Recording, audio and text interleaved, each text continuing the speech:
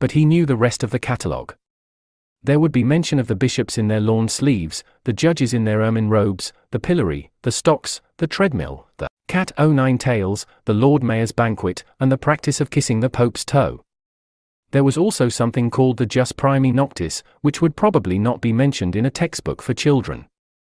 It was the law by which every capitalist had the right to sleep with any woman working in one of his factories. How could you tell how much of it was lies?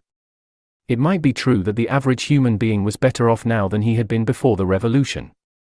The only evidence to the contrary was the mute protest in your own bones, the instinctive feeling that the conditions you lived in were intolerable and that at some other time they must have been different. It struck him that the truly characteristic thing about modern life was not its cruelty and insecurity, but simply its bareness, its dinginess, its listlessness. Life, if you looked about you, bore no resemblance not only to the lies that streamed out of the telescreens, but even to the ideals that the party was trying to achieve. Great areas of it, even for a party member, were neutral and non-political, a matter of slogging through dreary jobs, fighting for a place on the tube, darning a worn-out sock, cadging a saccharine tablet, saving a cigarette end. The ideal set up by the party was something huge, terrible, and glittering, a world of steel and concrete, of monstrous machines and terrifying weapons, a nation of warriors and fanatics, marching forward in perfect unity, all thinking the same thoughts and shouting the same slogans, perpetually working, fighting, triumphing, persecuting, 300 million people all with the same face. The reality was decaying, dingy cities, where underfed people shuffled to and fro in leaky shoes, in patched-up 19th-century houses that smelt always of cabbage and bad lavatories. He seemed to see a vision of London, vast and ruinous, city of a million dustbins, and mixed up with it was a picture of Mrs. Parsons, a woman with lined face and wispy hair, fiddling helplessly with a blocked waste pipe. He reached down and scratched his ankle again. Day and night the telescreens bruised your ears with statistics proving that people today had more food, more clothes, better houses, better recreations, that they lived longer, worked shorter hours, were bigger, healthier, stronger, happier, more intelligent, better educated, than the people of 50 years ago. Not a word of it could ever be proved or disproved. The party claimed, for example, that today 40% of adult proles were literate. Before the revolution, it was said, the number had only been 15%. The party claimed that the infant mortality rate was now only 160 per thousand, whereas before the revolution it had been 300, and so it went on. It was like a single equation with two unknowns. It might very well be that literally every word in the history books, even the things that one accepted without question, was pure fantasy. For all he knew there might never have been any such law as the jus primi noctis, or any such creature as a capitalist, or any such garment as a top hat. Everything faded into mist. The past was erased, the erasure was forgotten, the lie became truth. Just once in his life he had possessed, after the event, that was what counted, concrete, unmistakable evidence of an act of falsification.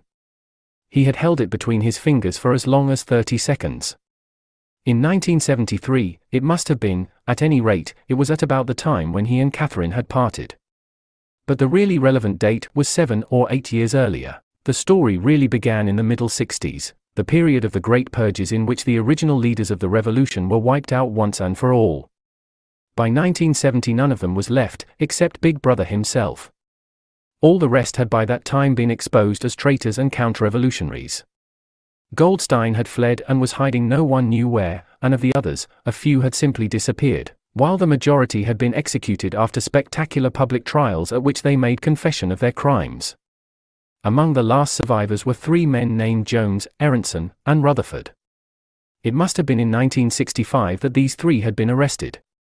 As often happened, they had vanished for a year or more, so that one did not know whether they were alive or dead, and then had suddenly been brought forth to incriminate themselves in the usual way. They had confessed to intelligence with the enemy. At that date, too, the enemy was Eurasia, embezzlement of public funds, the murder of various trusted party members, intrigues against the leadership of Big Brother which had started long before the revolution happened, and acts of sabotage causing the death of hundreds of thousands of people.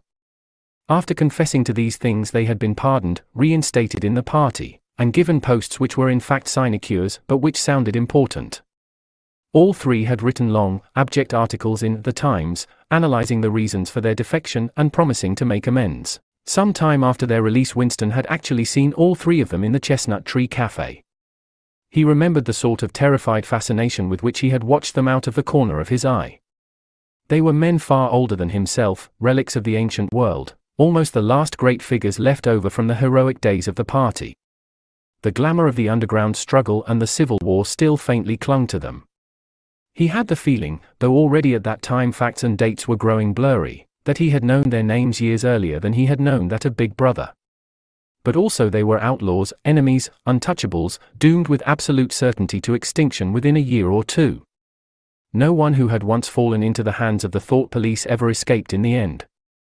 They were corpses waiting to be sent back to the grave. There was no one at any of the tables nearest to them.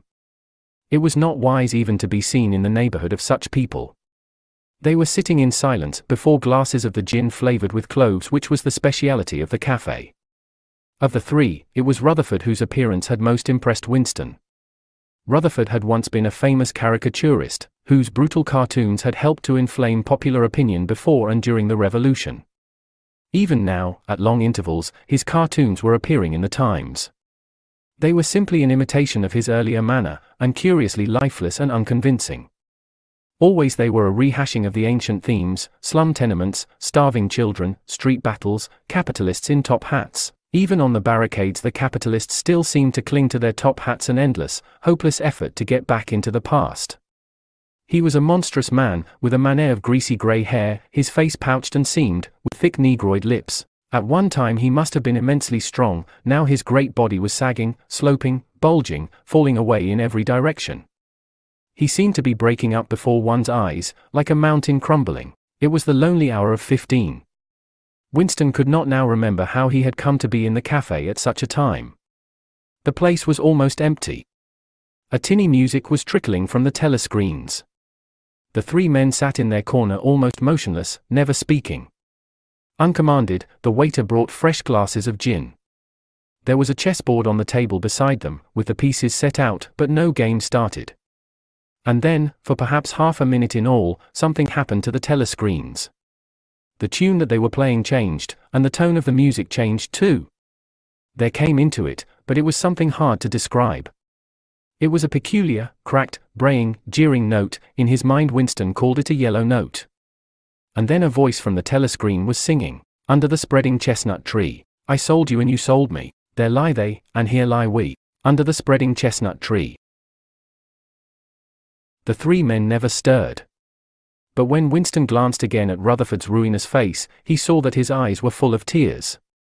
And for the first time he noticed, with a kind of inward shudder, and yet not knowing what he shuddered, that both Aronson and Rutherford had broken no. A little later all three were rearrested. It appeared that they had engaged in fresh conspiracies from the very moment of their release. At their second trial they confessed to all their old crimes over again, with a whole string of new ones.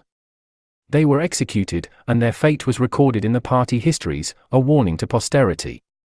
About 5 years after this, in 1973, Winston was unrolling a wad of documents, which had just flopped out of the pneumatic tube onto his desk when he came on a fragment of paper, which had evidently been slipped in among the others and then forgotten. The instant he had flattened it out he saw its significance. It was a half-page torn out of The Times of about 10 years earlier, the top half of the page, so that it included the date, and it contained a photograph of the delegates at some party function in New York. Prominent in the middle of the group were Jones, Aronson, and Rutherford. There was no mistaking them, in any case their names were in the caption at the bottom. The point was that at both trials all three men had confessed that on that date they had been on Eurasian soil. They had flown from a secret airfield in Canada to a rendezvous somewhere in Siberia, and had conferred with members of the Eurasian General Staff, to whom they had betrayed important military secrets. The date had stuck in Winston's memory because it chanced to be Midsummer Day, but the whole story must be on record in countless other places as well. There was only one possible conclusion: the confessions were lies. Of course, this was not in itself a discovery. Even at that time Winston had not imagined that the people who were wiped out in the purges had actually committed the crimes that they were accused of. But this was concrete evidence. It was a fragment of the abolished past, like a fossil bone which turns up in the wrong stratum and destroys a geological theory. It was enough to blow the party to atoms, if in some way it could have been published to the world and its significance made known. He had gone straight on working. As soon as he saw what the photograph was, and what it meant, he had covered it up with another sheet of paper.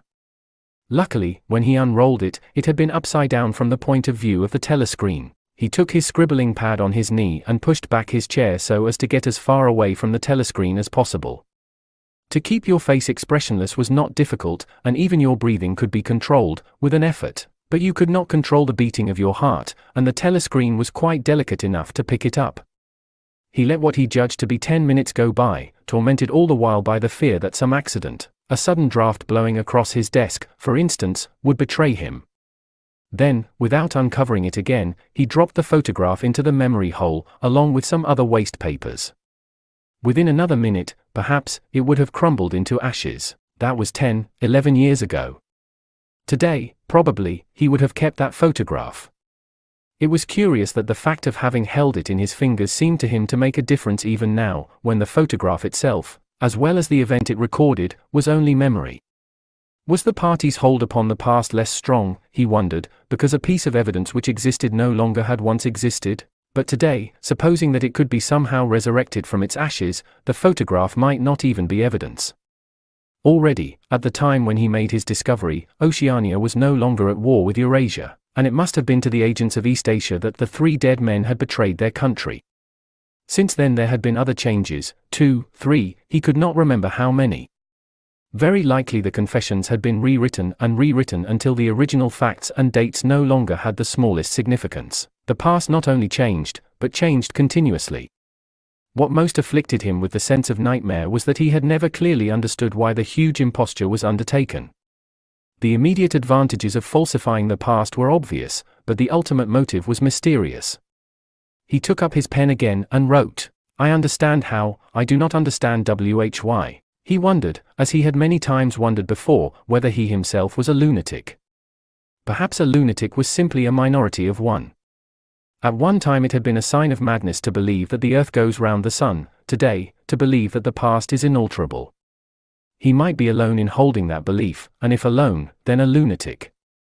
But the thought of being a lunatic did not greatly trouble him, the horror was that he might also be wrong. He picked up the children's history book and looked at the portrait of Big Brother which formed its frontispiece. The hypnotic eyes gazed into his own.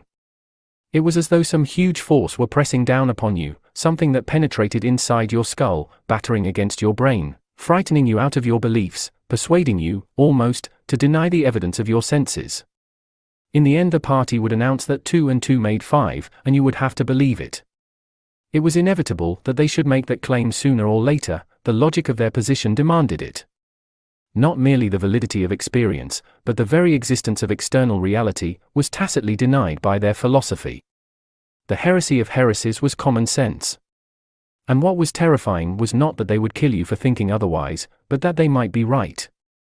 For, after all, how do we know that 2 and 2 make 4? Or that the force of gravity works? Or that the past is unchangeable, if both the past and the external world exist only in the mind, and if the mind itself is controllable, what then? But no. His courage seemed suddenly to stiffen of its own accord. The face of O'Brien, not called up by any obvious association, had floated into his mind. He knew, with more certainty than before, that O'Brien was on his side. He was writing the diary for O'Brien, T.O. O'Brien. It was like an interminable letter which no one would ever read, but which was addressed to a particular person and took its color from that fact. The party told you to reject the evidence of your eyes and ears. It was their final, most essential command. His heart sank as he thought of the enormous power arrayed against him, the ease with which any party intellectual would overthrow him in debate, the subtle arguments which he would not be able to understand, much less answer. And yet he was in the right. They were wrong and he was right. The obvious, the silly, and the true had got to be defended. Truisms are true, hold on to that. The solid world exists, its laws do not change. Stones are hard, water is wet, objects unsupported fall towards the earth's center. With the feeling that he was speaking to O'Brien, and also that he was setting forth an important axiom, he wrote, "Freedom is the freedom to say that 2 + 2 make 4. If that is granted, all else follows."